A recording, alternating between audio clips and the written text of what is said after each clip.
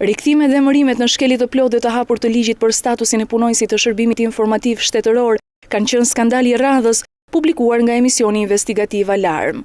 Me emërimin e drejtorit Visho Ayazi Lika në krye të shërbimit informativ shtetëror në gusht të vitit 2012, ka ndodhur ndryshime të rëndësishme në personel, e sidomos në kupolën drejtuese të tij. Nga njëra anë kemi ish punonjës të viteve 92-97, të rikthyer dhe emëruar në poste të larta drejtuese. Pasi kanë qenë të larguar për shumë vite nga ky shërbim, rikthimi i tyre është vlerësuar, duke iu dhënë mundësi që ata të mbajnë tani poste mjaft të rëndësishme në kupolën e tij.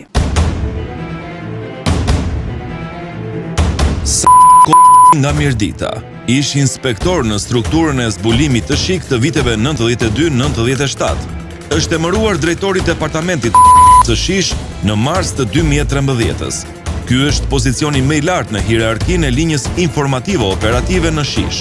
Nuk ka vërtetim për plotësim të kushtit të sigurisë.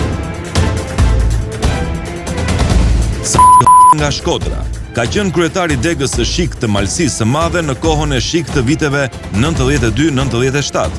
Është emëruar në mars të 2013 pa kursin bazë drejtori i departamentit në aparatin qendror. Detyrë kjo mjaft e rëndësishme pasi ndër të tjera ka në varësi edhe drejtorinë e përgjimeve. Nga ana tjetër kemi ish punonjës të institucioneve të tjera të emëruar në kundërshtim me statusin e punonjësve të Shish pranë këtij të fundit, por edhe punonjës të mbetur nga vitet 92-97, promovuar me ndryshimet e fundit në pozicione drejtuese. Nga Fieri, ish inspektor në Fier, është emëruar drejtori ka filluar punë që në kohën e shik të viteve 92-97. Megjithëse një institucion që në bazë të punës së tij ka sekretin, gazetarët e Alarm kanë arritur të zbulojnë se edhe pse në mungesë të disa kushteve si kursi bazë apo kushti i sigurisë, këta punonjës janë sot kupola e shërbimit sekret. Rasti më flagrant është ai një ish punonjësi të Gardës së Republikës, i cili ka shërbyer më herët si bodyguard i zotit Lika, emëruar direkt kryetar dege, pa qenë më parë emëruar në nivel më të ulët, atë të inspektorit. Në lidhje me këtë skandal, ish drejtori i shërbimit informativ shtetëror Fatos Klosi u shpreh se rikthimi i punonjësve të viteve 92-97 rikthen një eksperiencë negative në këtë institucion, teksa emërimet e reja në kundërshtim me kriteret e përcaktuara nga ligji, ai i ka quajtur thjesht vende pune që po zihen tashmë nga individ të cilët kanë ngelur pa punë pas ikjes së qeverisë Berisha. Po nëse janë vërteta këto gjë që ata njerëz që kanë marrë për shkak të eksperiencës së tyre që pas kanë patur në shërbimin e mbarshëm, për mua kjo është shumë negative.